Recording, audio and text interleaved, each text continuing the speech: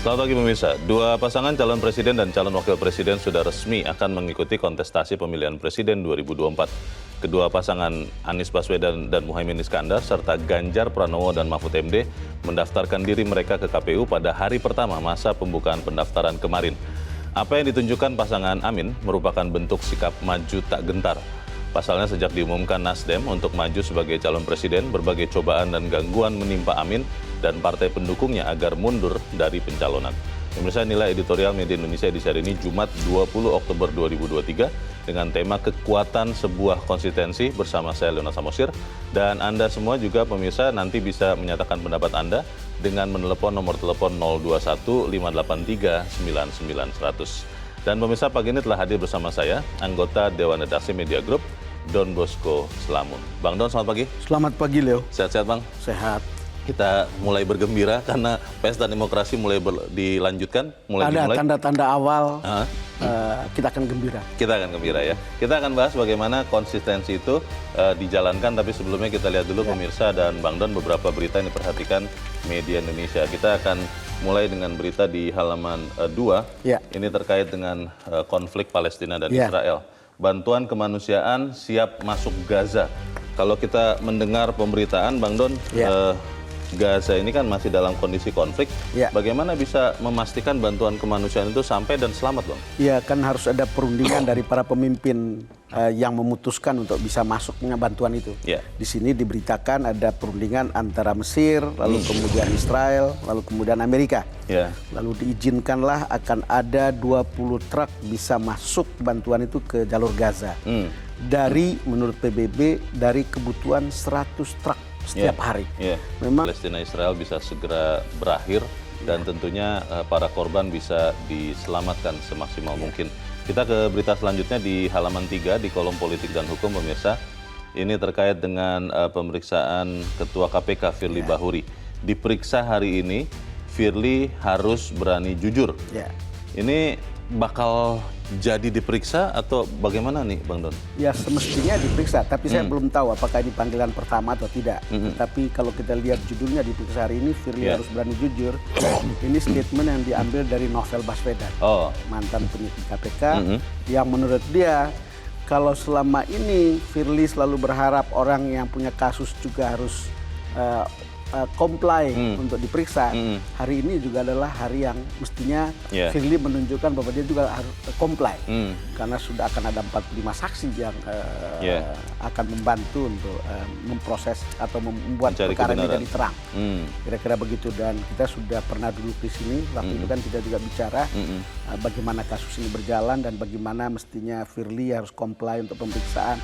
Mungkin juga harus bentuk tim independen, mungkin juga harus mengundurkan diri. Ini kan pilihan-pilihan yang baik untuk menegakkan hukum, karena pencitraan atau penegakan hukum sebetulnya sangat ditentukan oleh penegak hukumnya sendiri, yang justru menjadi soal besar bagi kita di sini.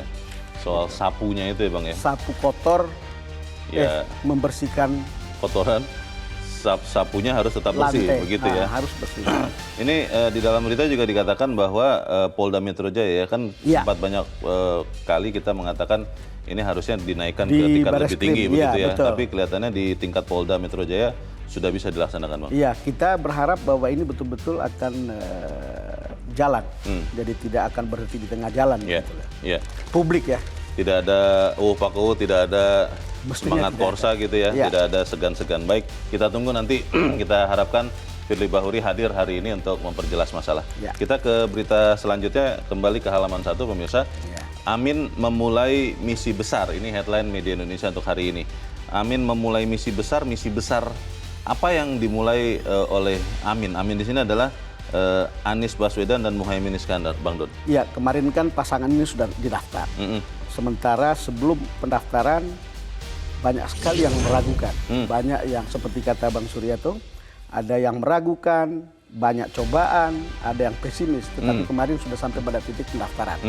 Lalu dianggap ini adalah awal untuk memulai misi besar. Ini misi memang bukan saja besar, tapi juga sangat menantang karena membawa tagline perubahan. Tagline perubahan itu bukan sesuatu yang mudah. Pertama, kita ingin tahu atau publik ingin tahu bagaimana dia melakukan perubahan, pasangan ini melakukan perubahan atau koalisi melakukan perubahan. dengan cara apa dan perubahannya seperti apa yang diinginkan. Hal-hal ini perlu dijelaskan supaya kemudian publik tahu, sehingga mereka tahu ketika memilih misalnya tagline perubahan atau ikut memilih perubahan, ya jelas arahnya. Kenapa? Karena ini kan kalau kita lihat ini sebetulnya pertarungan antara keinginan pada perubahan dan keberlanjutan. Kan itu kan dua hal yang kemudian selama ini diwakili oleh, misalnya keberlanjutan diwakili oleh pasangan Ganjar Pranowo dan Mahfud MD sama Prabowo dan pasangan yang belum jelas sampai saat ini gitu. Jadi kan ini lihat makanya dianggap bahwa ini mestinya misi besar, bukan hanya besar aja tapi juga sangat menantang. Ya, masalahnya kan hukum alam juga mengatakan, kalau masih ingat fisika Bang Don, hukum Newton itu kan mengatakan sesuatu yang bergerak akan cenderung bergerak terus, sesuatu yang diam akan cenderung diam terus, tidak mau berubah. Tidak mau berubah. Dan ini mau mengusung perubahan, ini kan bukan sesuatu yang mudah begitu ya. Mengusung perubahan di tengah-tengah approval rating yang tinggi dari apa namanya, kalau misalnya itu dianggap sebagai keberlanjutan gitu, ya itu kira-kira. Baik. Tetapi kan bukan hal yang tidak, orang harus bekerja keras untuk melakukan itu. Oke, ini mengantarkan kita ke editorial pada pagi ini, Bang Don dan pemirsa, diberi judul Kekuatan Sebuah Konsistensi.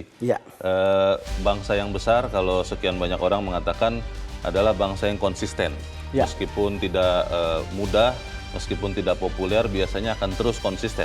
Pertanyaannya Bang, apakah kemudian konsistensi yang dimaksud ini juga sama dengan yang diangkat editorial, atau apa pesan editorial pagi ini? Paling tidak kita melihat sampai pada tahap pendaftaran kemarin itu dilihat sebagai sebuah proses yang konsisten di tengah-tengah pesimisme, di tengah-tengah keraguan, lalu kemudian Bang Surya melakukan pidato itu, lalu kemudian itu diambil oleh pasangan Amin ketika kemudian menyatakan, atau pidato juga kemarin untuk sampai pada tingkat itu, bahwa sampai di tahap ini adalah cermin dari sebuah konsistensi. Itu kira-kira. Makanya ketika banyak yang meragukan, pidato Anies itu sangat menarik. Itu agak sarkas, tetapi menurut saya menarik untuk kita kutip ya. Bang. Hari ini kita berkumpul di sini, mohon maaf karena kami telah mengecewakan. Mohon maaf kami mengecewakan mereka yang pesimis dan menduga kami tidak bisa mendaftar. Karena itu saya kira di antara pasangan-pasangan yang maju, memang ini yang dianggap paling krusial. Jadi banyak ngebully, banyak keraguan, banyak kritik, bahkan ada kasus-kasus lama yang kemudian harus diungkap dan seterusnya. Ini sebuah ya kalau sudah sampai di sini, kalau tidak konsisten, itu bisa tidak sampai di situ karena orang ragu pada soliditas koalisi, ternyata bisa. Lalu kemudian ragu pada apakah mampu kita sampai ke sana karena dihadang, katanya begitu. Apa iya kita bisa melewati itu semua? Faktanya adalah sampai pada tingkat pendaftaran, yaitu hasilnya. Makanya Mas Anies itu pidatonya bisa dimengerti ketika mendengar pidatonya seperti itu. Pertanyaan besarnya ini Bang Don, kembali ke tadi bahwa manusia itu cenderung tidak mau berubah. Saya minimal saya tidak menyebut yang lain. Kalau sudah nyaman itu tidak mau berubah. Nah, pertanyaannya adalah apakah kemudian perubahan yang diusung itu akan konsisten dijalani, karena di dalam masa tahapan pemilu selanjutnya tentunya kan dalam tanda petik perlawanan dari orang-orang yang tidak mau berubah ini akan terus ada, Bang. Apakah akan tetap konsisten? Kita akan bahas itu, Bang Don, dan pemirsa, inilah editorial Media Indonesia untuk hari ini, Jumat 20 Oktober 2023, Kekuatan Sebuah Konsistensi.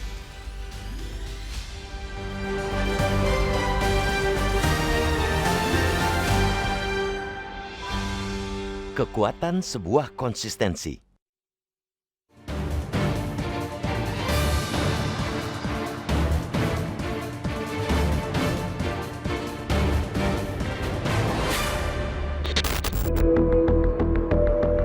Dua pasangan calon presiden dan calon wakil presiden sudah resmi akan mengikuti kontestasi pemilihan presiden 2024. Kedua pasangan, Anies Baswedan dan Muhaimin Iskandar, serta Ganjar Pranowo dan Mahfud MD, mendaftarkan diri mereka ke Komisi Pemilihan Umum atau KPU pada hari pertama masa pembukaan pendaftaran. Anies dan Muhaimin yang didukung Partai Nasdem, PKB, dan PKS menjadi pasangan yang pertama kali mendatangi gedung KPU setelah melakukan konvoi dari Nasdem Tower. Tak lama berselang, Giliran pasangan Ganjar dan Mahfud yang didukung PDI Perjuangan, P3, Partai Hanura, dan Partai Perindo mendatangi kantor penyelenggara pemilu untuk mendaftar. Jika dibandingkan dengan pasangan Ganjar Mahfud maupun Prabowo Subianto yang hingga saat ini belum menentukan sosok cawapres, apa yang ditunjukkan Anies Muhaimin atau Amin merupakan bentuk sikap maju tak gentar. Pasalnya, sejak diumumkan Nasdem untuk maju sebagai calon presiden, berbagai cobaan dan gangguan menimpa Amin dan partai pendukungnya agar mundur dari pencalonan. Tak tanggung-tanggung, banyak pihak menduga gangguan terhadap pasangan Amin datang dari penguasa melalui aparat penegak hukumnya. Publik tentu masih ingat sejumlah isu miring yang terus dialamatkan ke pasangan Amin hingga menjelang pendaftaran Pilpres ini. Mulai dari isu politik identitas hingga penyelenggaraan Formula E yang seperti dicari-cari kasus hukumnya. Namun sepertinya berbagai cobaan tak menyurutkan Anies, juga Muhaimin dan partai pendukungnya untuk terus maju bertarung pada Pilpres yang digelar pada 14 Februari 2024 tersebut. Seperti kata Anies dalam pernyataannya, majunya Amin merupakan contoh konsistensi kepada masyarakat Indonesia mengenai kesesuaian lisan dan perbuatan. Bagi Anies, majunya Amin pada Pilpres 2024 menjadi upaya melakukan perubahan yang diharapkan rakyat Indonesia untuk mengembalikan kepercayaan publik kepada proses politik dan para pemimpinnya. Anies juga merujuk sikap Ketua Umum Nasdem Surya Paloh yang tak surut dengan segala macam hadangan kepada partainya dan koalisi perubahan. Sekali layar terkembang, surut kita berpantang. Kini, publik menunggu hingga batas akhir pendaftaran Capres-Cawapres 25 Oktober 2023 mengenai pasangan mana yang bakal bertarung pada Pilpres 2024. Banyak pihak menyimpan keyakinan dan harapan penuh bahwa pemilu dapat berjalan dengan lancar.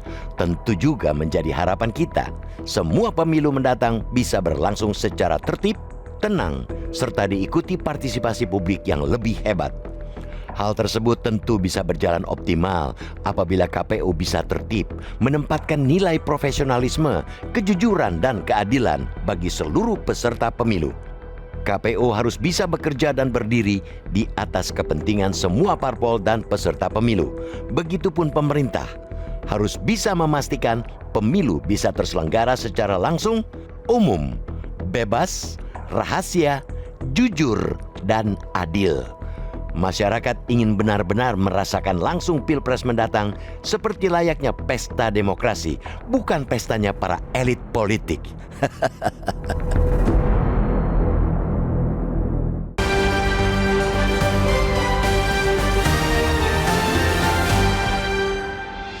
Di bagian berikut Anda bisa ikut menyatakan pendapat Anda terkait editorial pagi ini. Pemirsa, untuk saat ini tetaplah bersama kami.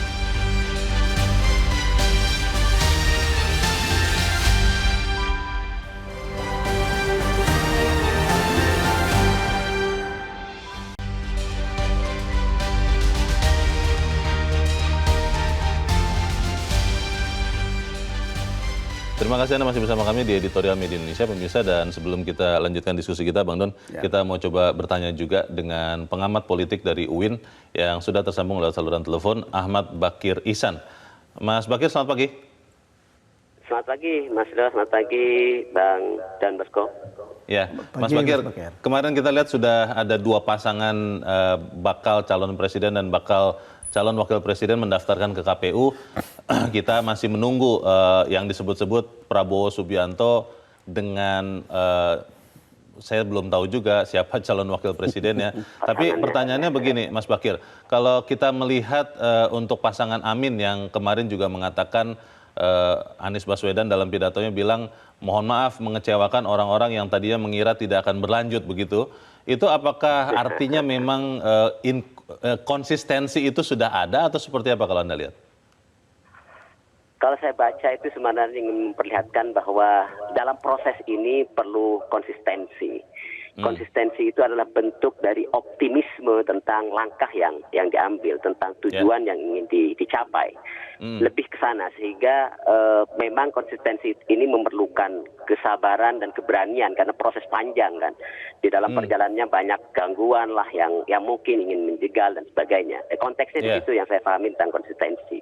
Yang kedua perlu keberanian karena tadi banyaknya gangguan dan sebagainya, ini kan perlu juga sikap tegas untuk terus tegak lurus untuk mencapai keinginan besar untuk misalnya dalam konteks Pilpres adalah menjadi memimpin negara atau mengelola negara yang sangat besar ini. Jadi konsistensi dalam konteks itulah yang diperlukan. Pertanyaannya begini Mas Bakir, kan konsistensi untuk mengusung konsep atau gerakan perubahan itu kan tentunya serta-merta berhadap-hadapan dengan sekian orang yang tidak mau berubah. Ini pertanyaan besar kita ketika sudah mendaftar itu kan masih banyak tahapan yang akan dilalui sampai kemudian kalau memang rakyat memilih Amin sebagai pimpinan, mereka baru akan memimpin Indonesia. Pertanyaannya di tengah-tengah tahapan berikutnya, apakah konsistensi ini masih akan tetap teguh karena perlawanan atau gangguan atau godaan itu kemungkinan akan tetap ada. Bagaimana Mas Bakir? Justru gangguan itu menjadi prasyarat semakin kuatnya konsistensi, Mas. Jadi itu godaannya memang. Karena tanpa godaan kan kadang lalai, abai, dan kita kadang terjebak kepada euforia. Jadi itu justru yang bisa memacu, memperkuat konsistensi tadi. Jadi banyaknya gangguan atau bahkan pesimisme diri orang justru memacu untuk terus bergerak, untuk terus berikhtiar mencapai tujuan itu. Tetapi konsistensi itu bukan berarti mengabaikan perubahan. Kesannya kan kalau konsisten nggak ada perubahan. Justru konsistensi ini adalah jawaban dari dinamika yang dianggap deviatif atau menyimpang, sehingga perlu konsistensi untuk terus tegak lurus tadi. Jadi perubahan itu perlu ketika substansi dari sebuah perjuangan dianggap menyimpang atau ada hal-hal yang seharusnya ditegakkan belum tegak, sehingga perlu tadi konsistensi dalam konteks ini. Jadi menegakkan cita reformasi misalnya, demokrasi, negara bangsa, dan disitulah yang pentingnya konsistensi dalam konteks bernegara. Mas Bakir, ini kita tentunya masih menunggu kemungkinan pasangan ketiga ya, karena kita masih belum tahu juga siapa calon wakil presiden. Tapi kalau Anda lihat, kan ada adagio mengatakan politik itu cair, dinamis, penuh drama, bisa berubah sewaktu-waktu. Bagaimana kemudian konsistensi ini tetap dipegang di tengah dinamisnya politik khususnya dalam negeri ini, Mas Bakir? Karena politik sebagai sebuah orang bilangnya seni kemungkinan, sehingga persiapan dan kekuatan untuk menghadapi realitas yang serba kemungkinan itu menjadi hal yang biasa, yang lumrah. Jadi orang tidak kemudian terkaget-kaget dengan perubahan yang mungkin pada injury time misalnya. Samalah dengan kemarin keputusan MK yang dari awal kita kemudian menaruh optimisme, ternyata di titik akhir ada keputusan yang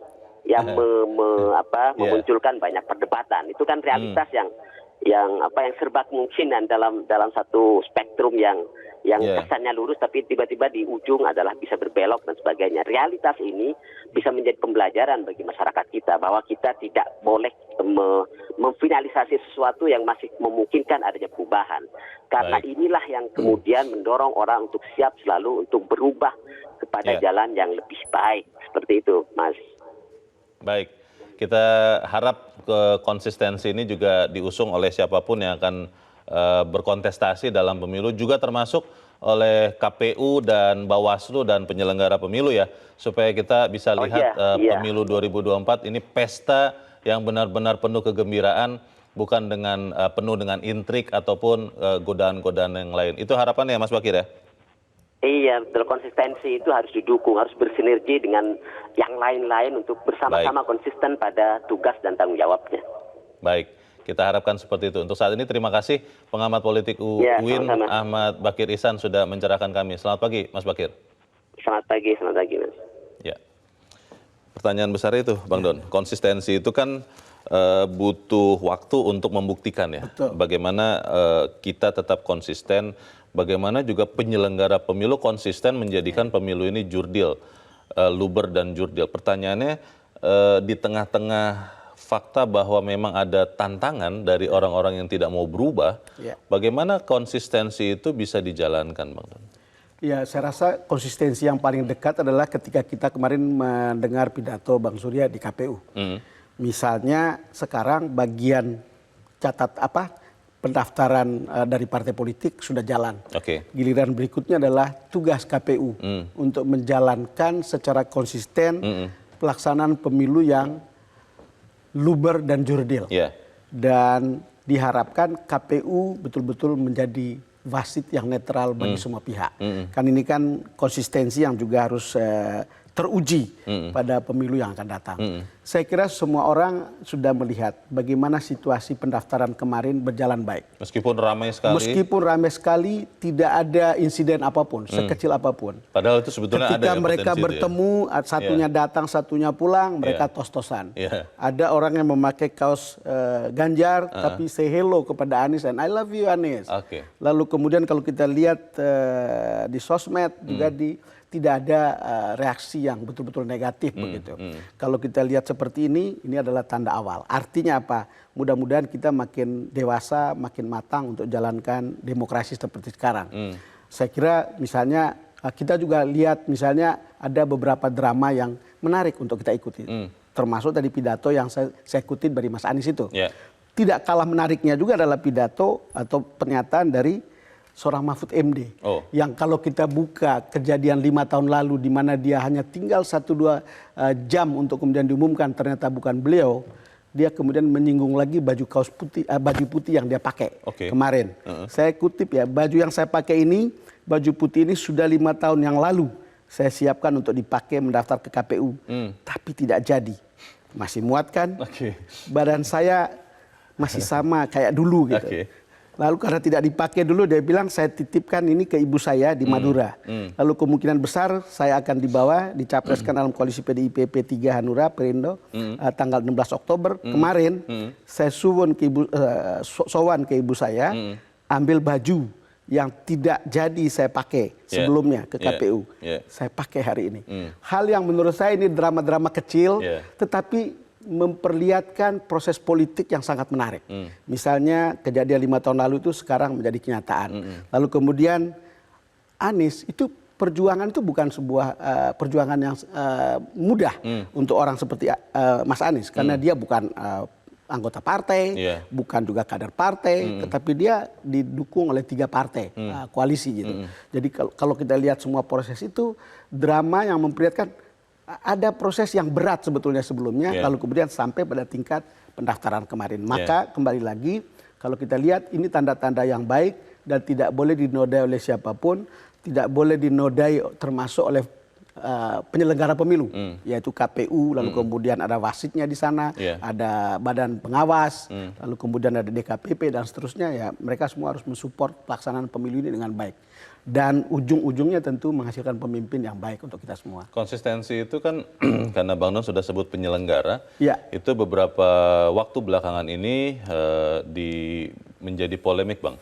Terutama terkait dengan keputusan Mahkamah Konstitusi soal usia calon presiden dan calon wakil presiden, yang tadinya tadi Mas Bakir Ihsan mengatakan awalnya dikira akan menolak, ternyata di ujung, di tikungan begitu mengatakan bisa menerima meskipun usia belum 40 asal sudah jadi kepala daerah. Dan itu disebut-sebut mengarah kepada bakal calon wakil presidennya Pak Prabowo, katanya begitu ya.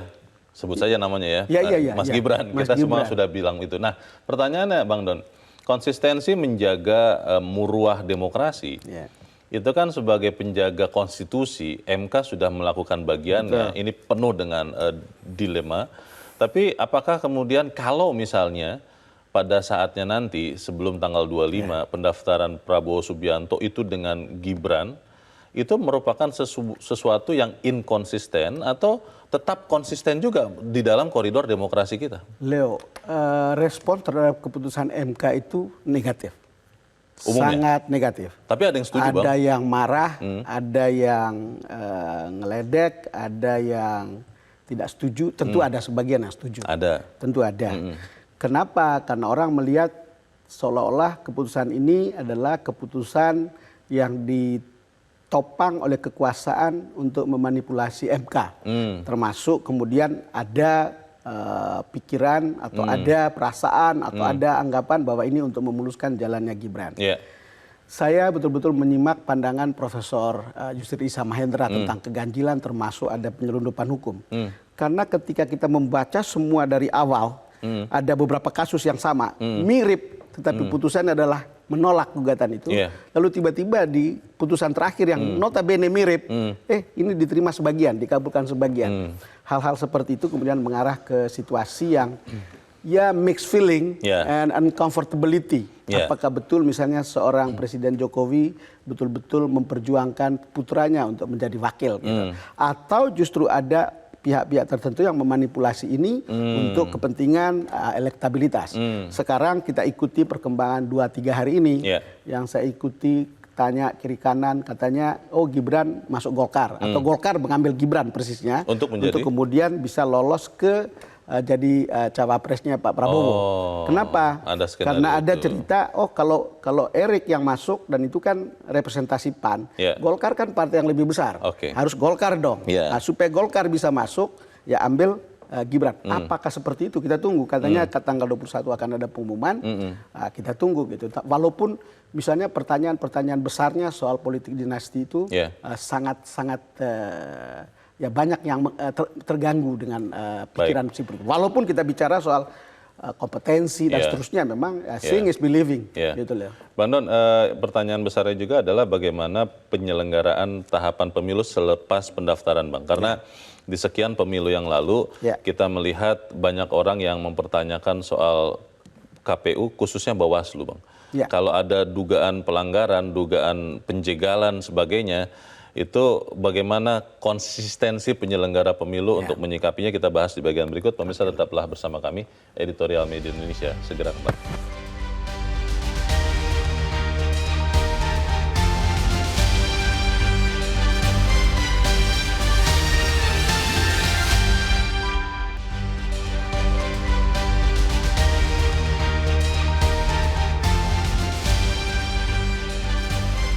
Terima kasih pemirsa karena Anda masih bersama kami di Editorial Media Indonesia, dan sebelum kita lanjutkan diskusi kita, Bang Don, kita mau mendengarkan juga pendapat dari pemirsa Metro TV. Saat ini kita sudah terhubung dengan pemirsa Metro TV di Malang, Jawa Timur, ada Pak Isal. Pak Isal, selamat pagi. Selamat pagi, Bung Leo. Selamat pagi, Bung Don. Selamat pagi, Pak Isal. Silakan Pak, pendapat Anda Pak, ke konsistensi di dalam pemilu ini seperti apa nih, Pak Isal? Konsistensi telah menjawab semua keraguan publik, Bung Leo, terutama kepada pendukung Amin. Termasuk pribadi saya itu baru benar-benar yakin setelah berkas diterima oleh KPU, Bung Leo. Oh gitu ya? Iya, karena ini sekaligus juga saya koreksi Metro nih. Apa itu Pak? Tolong kalau mengundang pengamat atau analis itu yang benar-benar pengamat. Oh, jangan disuruh dia karena ada pengamat yang H-2, H-3 dengan aku yakinnya menyatakan Amin tidak mungkin bisa mendaftar. Oh. Tolong diseleksi lah, Bung Leo. Yang benar-benar pengamat yang netral. Kan namanya juga pengamat itu kan seperti mungkin kalau analoginya seperti BMKG kan Pak Isal, memprediksi cuaca tapi hanya Tuhan yang tahu kan cuaca yang sesungguhnya terjadi, kan begitu Pak Isal? Ya, prediksi itu harus berdasarkan fakta dan data dong, Bung Leo. Harus pakai fakta dan data. Baik. Jangan hanya karena emosionalnya saja. Atau jangan-jangan ada ini Pak, memang ada pesan mungkin ya? Jangan-jangan. Nah, boleh jadi, Bung Leo. Soal konsistensi ini, kalau menurut Pak Isal, penyelenggara pemilu akan bisa konsisten tidak Pak? Untuk memastikan bahwa kompetisi ini akan fair nanti, Pak Isal? Ya, begini Bung Leo, inilah yang saya mau katakan. Ini sebenarnya baru riak-riak kecil ujian bagi Amin ini. Ujian terbesarnya itu sampai tanggal 14 Februari nanti. Di mana konsistensi ini sebagai sebuah kekuatan untuk mengawal pemilu yang benar-benar jurdil, bebas. Nah, di sini yang paling menentukan adalah posisi wasit. Siapa wasit? Ya KPU. Iya. Di mana-mana pun wasit itu tidak ikut bermain, Bung Leo. Iya. Buka permainan itu. KPU juga tidak bermain kan, Pak Isal sekarang, Pak? Ya inilah yang perlu kita kawal, Bung Leo. Kita yakin lah. Ini yang perlu kita kawal. Ini yang perlu kita kawal. Baik. Baik. Lalu yang kedua, Bung Leo, ada satu Bung Leo, ini penting Bung Leo. Silakan. Ya, kalau kita melihat kemarin dukungan publik yang datang secara natural, alami, ini sebuah kekuatan besar Bung Leo untuk mengantarkan Amin ini ke kursi presiden. Oleh karena itu, tetap konsisten sehingga tidak meruntuhkan kekuatan ini. Baik. Tanpa ada gerakan, tanpa ada difasilitasi, datang begitu alami, ya bahkan dari luar Pulau Jawa. Baik. Mari tetap konsisten mengawal benar-benar pemilu. Dan satu pesan saya, insya Allah atas nama masyarakat yang masih waras ini, pemilu yang adil, wasit tetap pada posisi sebagai pengadil. KPU konsisten mengawal pemilu yang jurdil, bebas, dan seterusnya. Terima kasih Bung Leo. Terima kasih Pak Isal. Selamat pagi dari Malang, Jawa Timur sudah berpendapat pagi ini. Terima kasih Pak. Di belakang Pak Isal ada Pak Jasman di Pekanbaru Riau. Pak Jasman, selamat pagi. Halo Pak Jasman. Pak Jasman di Pekanbaru Riau, selamat pagi Pak. Selamat pagi. Oh, selamat pagi Pak Jasman. Silakan Pak, pendapat Anda Pak, langsung saja Pak. Selamat pagi Pak Leo. Ya, selamat pagi. Silakan Pak Jasman. Ya, saya tertarik dengan kata-kata konsistensi ini. Ya, karena kalau kita mau negara maju dan sebagainya itu kita perlu, pemimpin yang konsistensi. Perlu yang dan konsisten. Tentu untuk melahirkannya juga perlu proses pemilu yang konsistensi. Seperti misalnya KPU sudah membuat perencanaan dan sudah ada juga tekad tidak jurdil, yaitu jujur dan adil. Jadi tidak boleh mencurang. Sebab kalau dengan kecurangan akan lahirlah pemimpin yang tidak dengan cara yang curang, berarti pemimpin itu dia akan konsistensi. Jelas itu sudah ada cikal bakal tidak konsistensi. Kalau tidak konsistensi kepemimpinan, lain di bibir dan lain yang dikerjakan, lain yang di mulut, lain dikerjakan, itu tidak akan jadi, Pak. Banyak contoh-contohnya. Dan Anies telah membuktikan konsistensinya itu di Jakarta. Berapa banyak dia dirayu dan sebagainya, tapi dia tetap menjalankan poin-poin janji-janjinya. Terima kasih Pak Leo. Terima kasih Pak Jasman di Pekanbaru Riau untuk pendapat Anda Pak. Selamat pagi. Kalau kita melihat apa yang disampaikan oleh atau diharapkan oleh para pemirsa kita ini Bang Don, benar bahwa memang akhirnya kalau ibaratnya ini pertandingan sepak bola pemilu ini, maka wasit, penjaga garis begitu, hakim garis, semua itulah yang menentukan nanti apakah konsistensi demokrasi itu bisa terjaga. Kira-kira seperti apa Bang? Iya, Leo, konsistensi itu harus diorkestrasi terhadap sejumlah komponen. Jadi misalnya pelaksana pemilu harus betul-betul konsisten sebagai wasit yang adil. Kedua, peserta pemilu juga harus konsisten. Jangan main uang, jangan main curang, dan seterusnya. Kemudian yang ketiga, publik kita sendiri juga harus konsisten. Kalau kita tujuan dari Pilpres ini adalah menyampaikan aspirasi saya untuk memilih pemimpin yang betul-betul mewakili hati dan kepentingan saya, ya kita tegak lurus saja di situ. Jadi tidak perlu tergoda dan seterusnya. Jadi itu semua subsistem itu harus betul-betul konsisten, harus mengikuti di mana jalur masing-masing begitu. Dan dengan begitu kita akan berharap hasilnya juga akan bagus. Misalnya kan sering menjadi soal adalah bahwa kita dua subsistem tidak konsisten, itu jadi soal.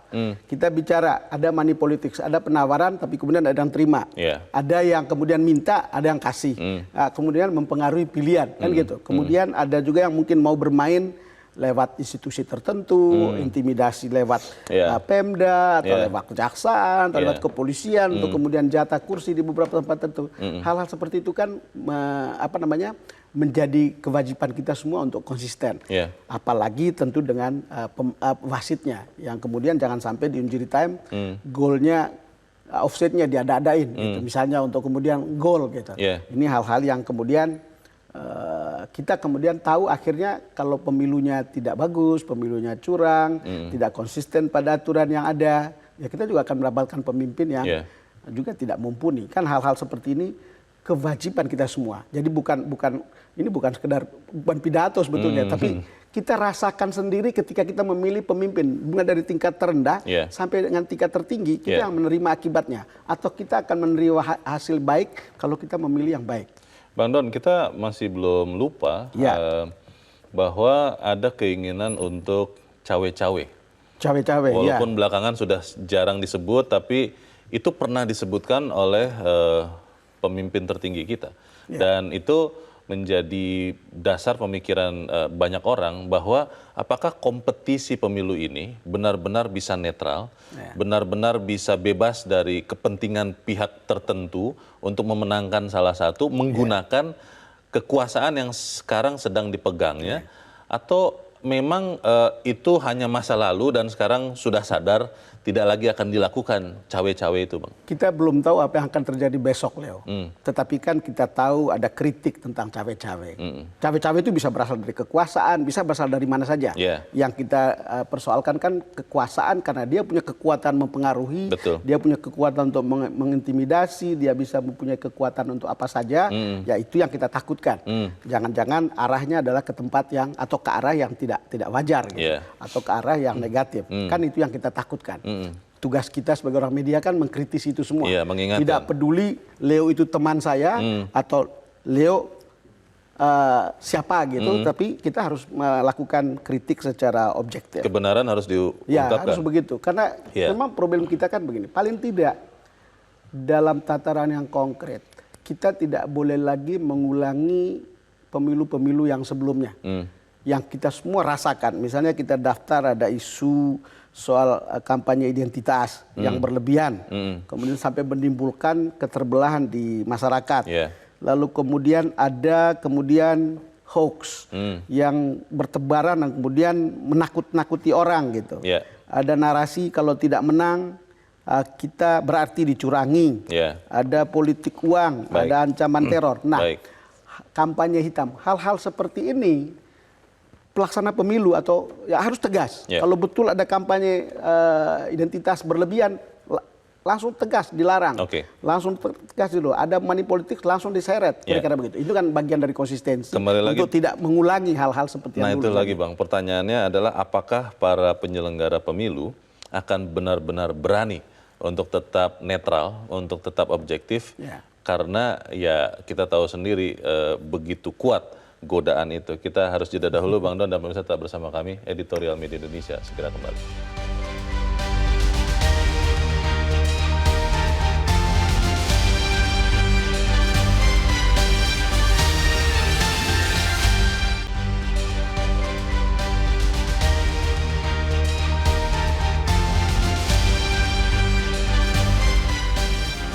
Media Indonesia mengajak Anda untuk mengakses fitur premium e-paper. Dengan sajian konten berbasis intelektual dan meneguhkan kebangsaan, Media Indonesia tampil dengan lebih dinamis melalui e-paper Media Indonesia yang dapat Anda akses kapan saja, di mana saja. Caranya mudah, download aplikasi Media Indonesia di Android atau ketik link e-paper.mediaindonesia.com atau bisa scan QR code pada layar kaca Anda. Klik tab e-paper di bagian samping layar tablet Anda. Daftarkan data diri, serta pilih paket berlangganan e-paper Media Indonesia sesuai dengan kebutuhan Anda. Nikmati juga bonus spesial tambahan 4 halaman rubrik fokus setiap hari. Semua bisa Anda dapatkan hanya di e-paper Media Indonesia. Untuk informasi lebih lanjut, hubungi customer service di nomor 0811 1201 2018 atau kunjungi media sosial @mediaindonesia. Media Indonesia, referensi bangsa. Terima kasih Anda masih bersama kami, pemirsa. Kita ada di bagian akhir dari diskusi kita pagi ini. Bang Don, Vox Populi, Vox Dei, suara rakyat, suara Tuhan, katanya begitu. Apakah kemudian kita bisa melihat konsistensi adagium itu di pemilu 2024 Karena kita tahu persis bagaimana posisi 2 atau 3 pasangan ini sebenarnya tidak sama juga begitu. Bagaimana Bang Don? Ya, kita berharap bahwa semua orang sudah bisa melihat kan, publik sudah bisa melihat 3 pasangan. Masih 2,5 pasangan. Rencananya rencananya 3 ya. Nanti rencananya menunggu 3. wakil. Belum tentu tiba-tiba ada kejutan besok, masuk ke sana gitu. Tapi oke. Tapi paling tidak kita sudah melihat petanya, melihat track record mereka, melihat kinerja mereka, melihat janji-janji mereka, melihat konsistensi bagaimana mereka menjalankan pekerjaan dan janji mereka bisa dilaksanakan, satunya kata dan perbuatan. Ya ini sudah terbuka. Makanya kemarin itu ketika ada 2 yang mendaftar pertama, kita harus apresiasi bahwa ini adalah kesempatan baik. Kemudian siapa yang akan menggunakan momentum ini? Itu akan mungkin akan mendapatkan leverage atau advantage duluan gitu. Walaupun tentu kita harus menguji, tapi bagi publik ini sudah lebih tahu lebih pasti dan lebih awal. Kita menunggu 1 pasangan lagi dan mudah-mudahan kita semua tadi seperti saya bilang, konsistensi itu ditentukan oleh publik, oleh pelaksana dan oleh peserta. Dan kalau 3-tiganya konsisten, kita akan bisa menggunakan hak suara kita dengan baik dan menghasilkan pemimpin yang baik. Kan tujuannya kan begitu. Pemimpin yang kemudian betul-betul mewakili aspirasi dan kepentingan saya. Ingat bahwa ketika kita menghadapi pemilu dalam tingkat apapun, ini adalah kedaulatan saya.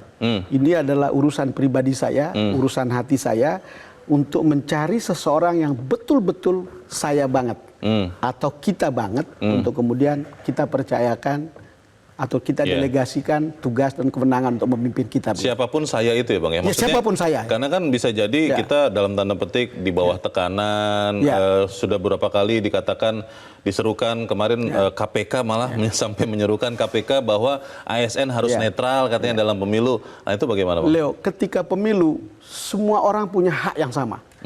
Mau seorang pengemis, mau seorang rakyat jelata, sampai ke seorang presiden, semua punya hak suara yang sama. One man, one vote ya? Suara.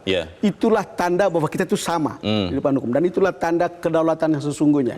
Jadi ya jangan disia-siakan. Dan jangan dimanipulasi oleh wasitnya, jangan dimanipulasi oleh peserta, dan jangan dimanipulasi oleh diri kita sendiri. Gitu. Jadi itu hal yang sangat-sangat sangat vital dan ini momentum yang sangat berharga sebetulnya untuk kita semua. Proses pendaftaran ini kan sampai tanggal 25 ya, 25 Oktober ya. 25 Oktober ya. Nah itu apa yang kemudian kita masyarakat bisa lakukan untuk mendukung supaya proses pendaftaran ini benar-benar berjalan dengan sesuai aturan? Ya kita siap untuk compete, kita siap untuk kompetisi. Jadi pasangan siap untuk kompetisi, tapi kita juga siap untuk kompetisi satu sama lain dan kemudian seperti dikatakan oleh Presiden Jokowi berkali-kali, jangan sampai itu menimbulkan atau menciptakan keterbelahan. Dan ya ini sekali 5 tahun, gunakan dengan gembira, jadikan ini sebagai pesta. Baik, kita harapkan kita sama-sama konsisten untuk mendukung demokrasi ini. Bang Don Bosco Salamun, terima kasih sudah hadir tempat ini. Selamat pagi Bang. Selamat pagi Leo. Pemirsa, kini publik, Anda dan saya menunggu hingga batas akhir pendaftaran Capres-Cawapres mengenai pasangan mana yang bakal bertarung di Pilpres 2024. Banyak pihak menyimpan keyakinan dan harapan penuh bahwa pemilu 2024 bisa berjalan lancar. Masyarakat, Anda dan saya ingin benar-benar merasakan langsung Pilpres mendatang seperti layaknya sebuah pesta demokrasi, bukan pestanya hanya para elit politik. Saya Leonard Samosir, berterima kasih Anda sudah menyimak editorial Media Indonesia untuk pagi ini. Terus jaga kesehatan Anda, terus jaga nurani Anda. Selamat pagi, sampai jumpa.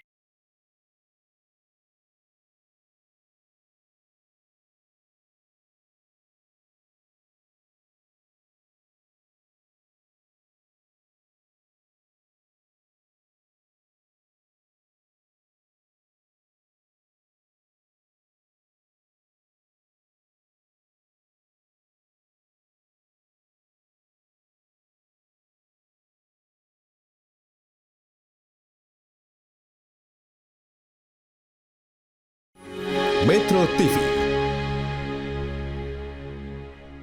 Jelajahi cara baru mendapatkan informasi. Download Metro TV Extend sekarang.